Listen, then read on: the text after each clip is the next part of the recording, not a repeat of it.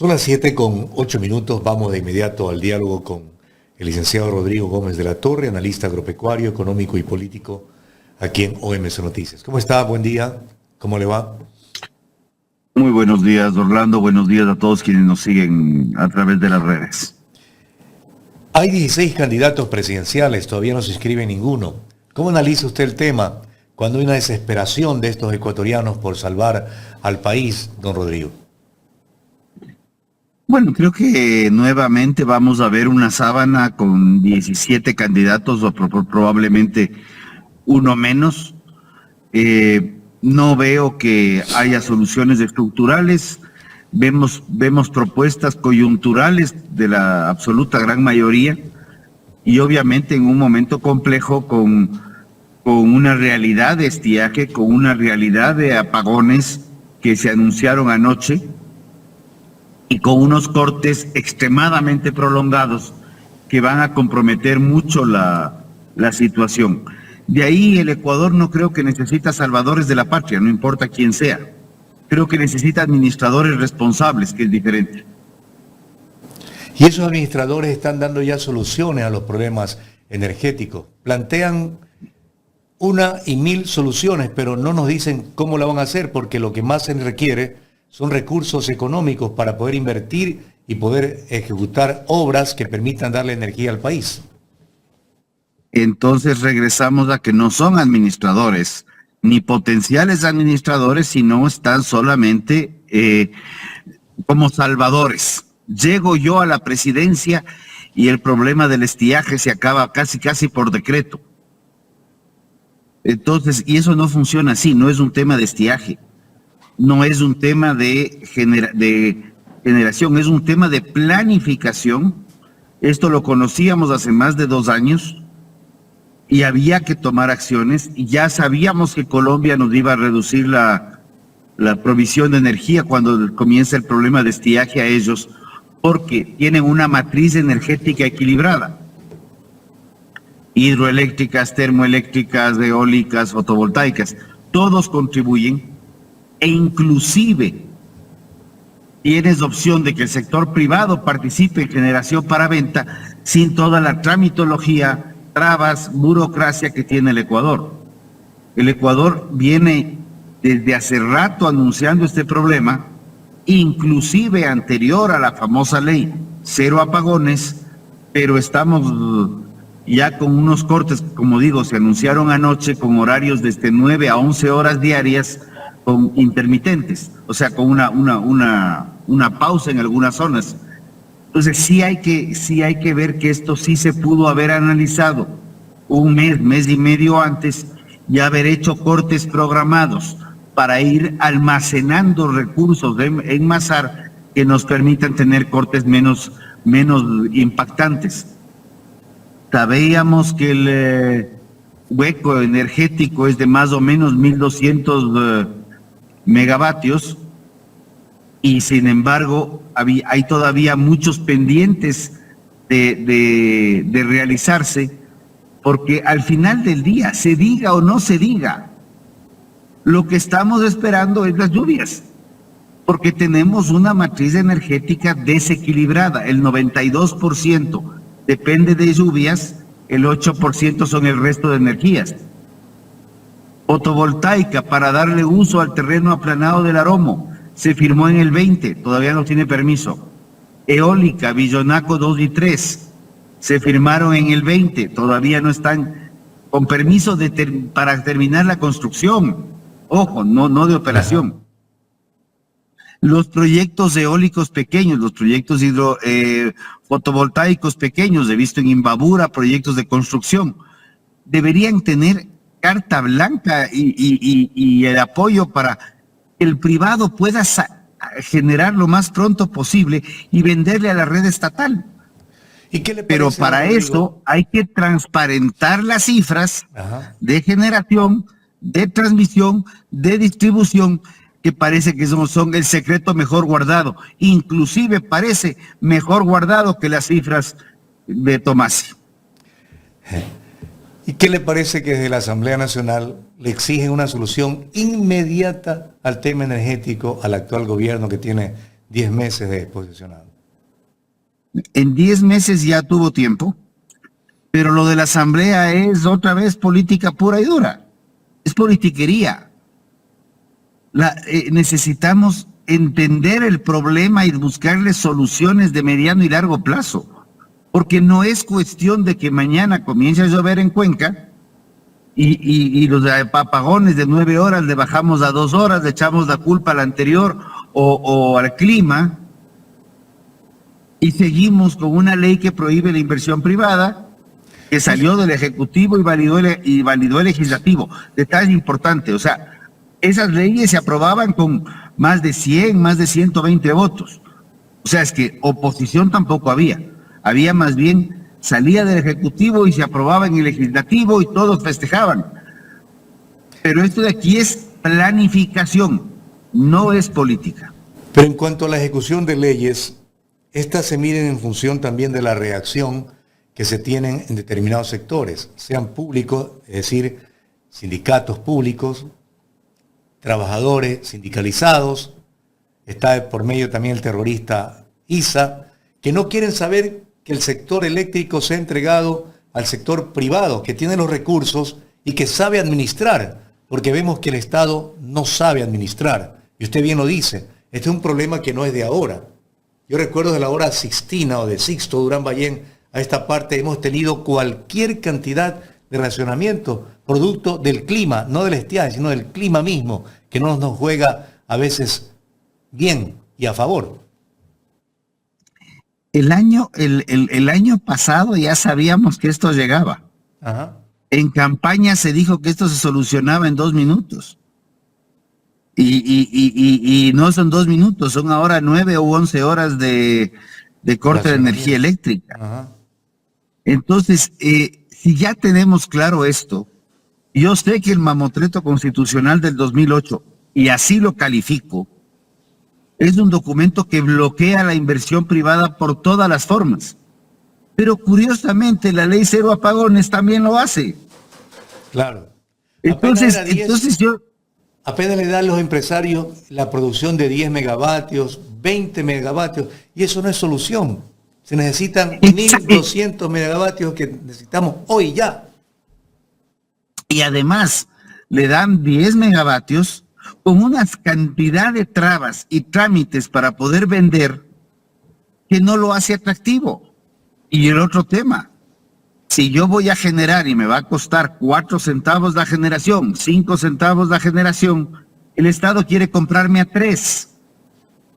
Entonces yo invierto para subsidiar a un gobierno. No funciona así y no importa qué gobierno sea. El otro tema, tenemos un estiaje. Es un estiaje que se viene repitiendo. En el caso particular mío, estas condiciones climáticas las vivimos en el año 2015 con un índice de lluvias bajísimo. Porque medimos los parámetros pluviométricos de la finca y mi vecino tiene unos, no tan vecino, está a 4 fincas de distancia, digamos, tiene ligeramente distintos.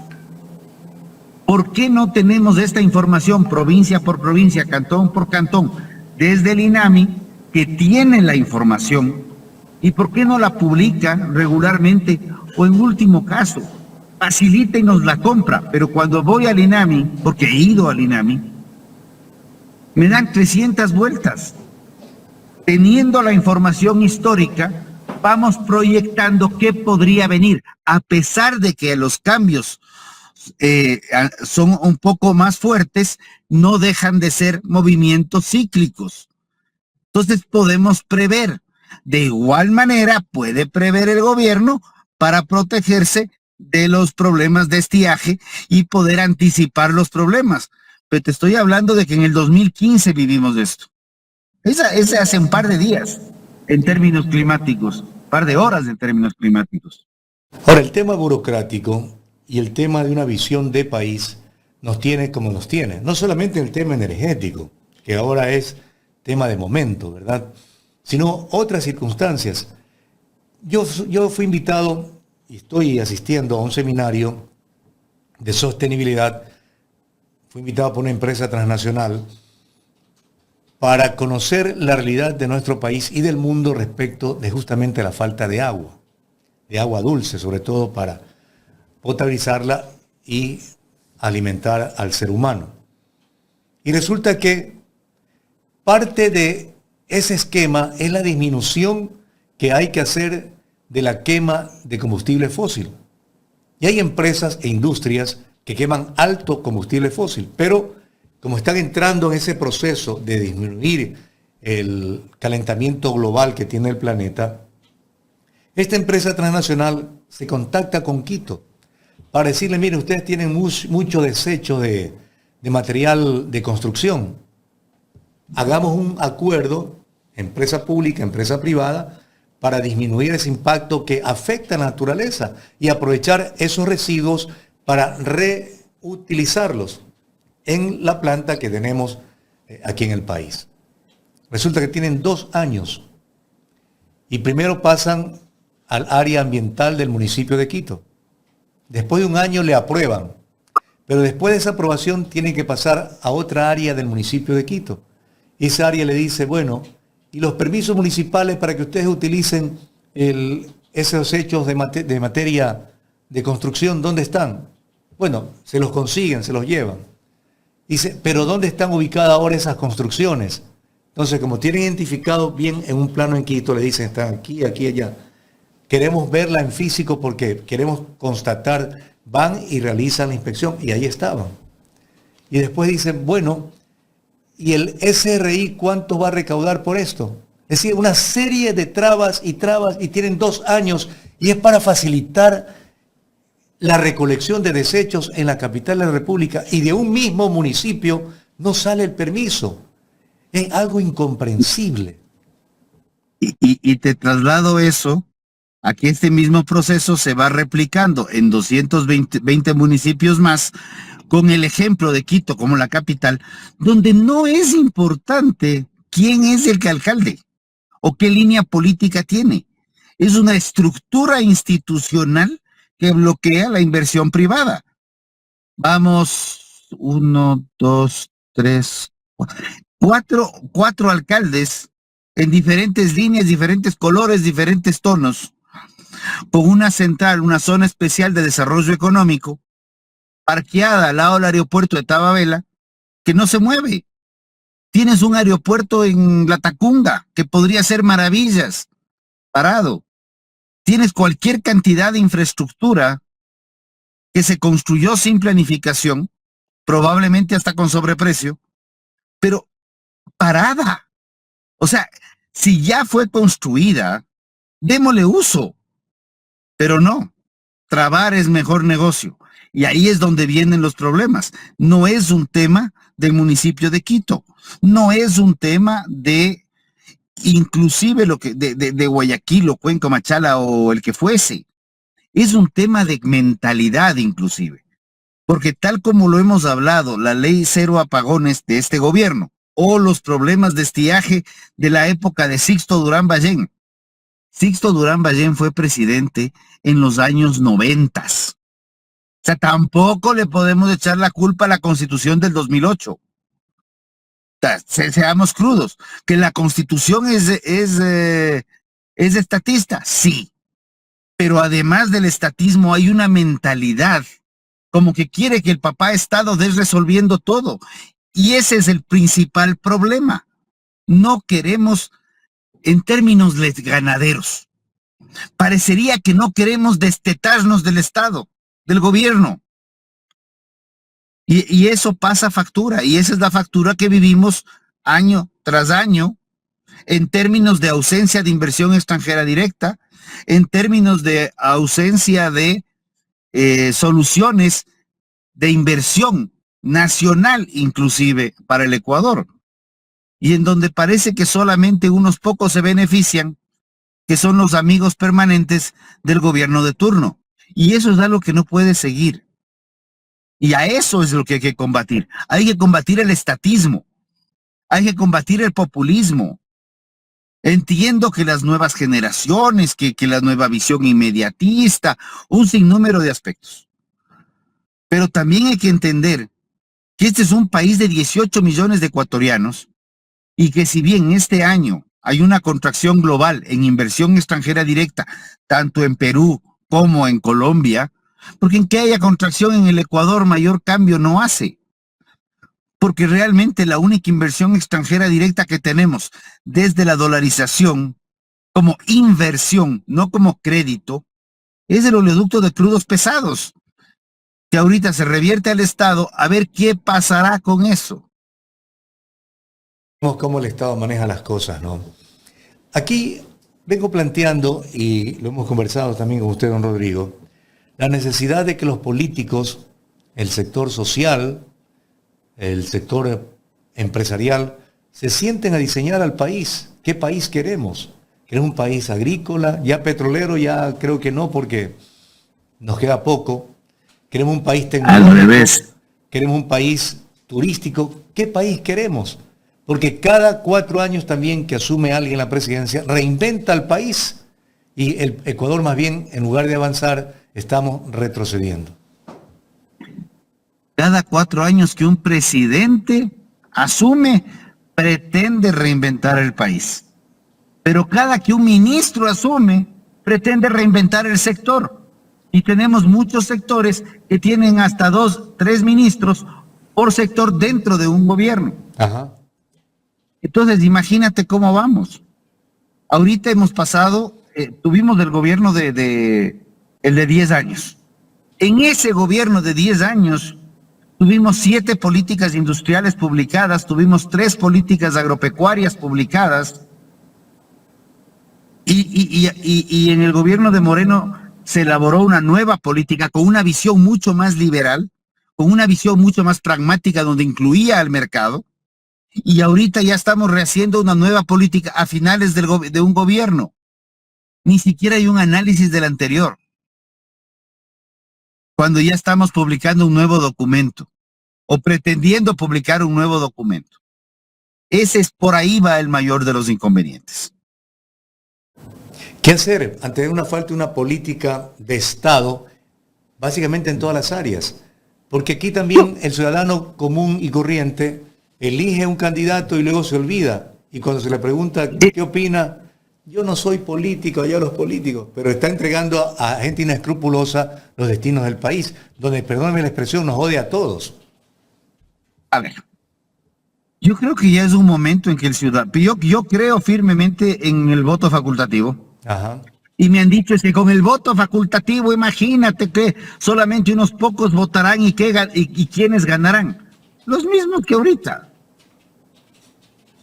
Lo que pasará es que ya chupemos el no haber asistido a las urnas, vivir las consecuencias de no asumir responsabilidades, y a los que vamos a las urnas en este momento, por favor, 2, 3 días antes, tómense un tiempito en Google, revisemos quiénes son los candidatos, 5 días antes. Porque esa rayita que nos toma un par de segundos marcarla, pues tiene unas consecuencias que duran 4 años o más, de acuerdo a las acertadas o desacertadas políticas que ese gobierno temporal asume.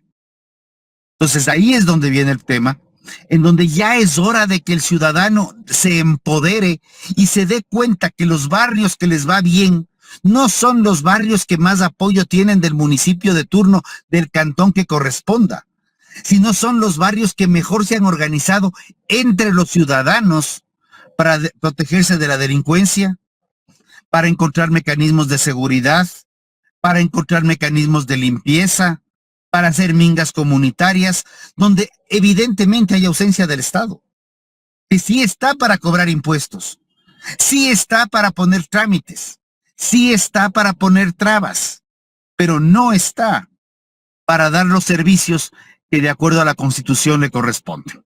Voy a tener que retirarme en un minuto más. Don Rodrigo, sí, me había anticipado el tema y le agradezco su participación en nuestro informativo. Quedan pendientes algunas preguntas y algunos otros temas, pero seguiremos conversando porque hay que seguir insistiendo en esto para que el pueblo ecuatoriano despierte y pueda y sepa elegir bien. Encantado de la vida y que Dios mediante tengamos luz eléctrica para poder conectarnos. En un mundo cada vez más globalizado, un mundo más tecnológico, no estamos encontrando soluciones estructurales para el problema energético. Las barcazas son parche. Necesitamos abrir la inversión privada a la generación eléctrica, eólica, geotérmica, fotovoltaica, hidráulica, y lo voy a decir, si el día de mañana alguien quiere invertir en energía nuclear, pues qué bueno, podremos ahí sí pensar en una matriz energética multigeneración que pueda de manera estable, con una proyección de 20, 30, 40 años plazo, vender energía a los países vecinos. Totalmente de acuerdo. Muy gentil por su tiempo, don Rodrigo. Gracias. Buen día. Gracias a ti. Son las 7:30. Le agradecemos al licenciado Rodrigo Gómez de la Torre, analista agropecuario, económico y político, por sus opiniones aquí en este diálogo con OMC Noticias.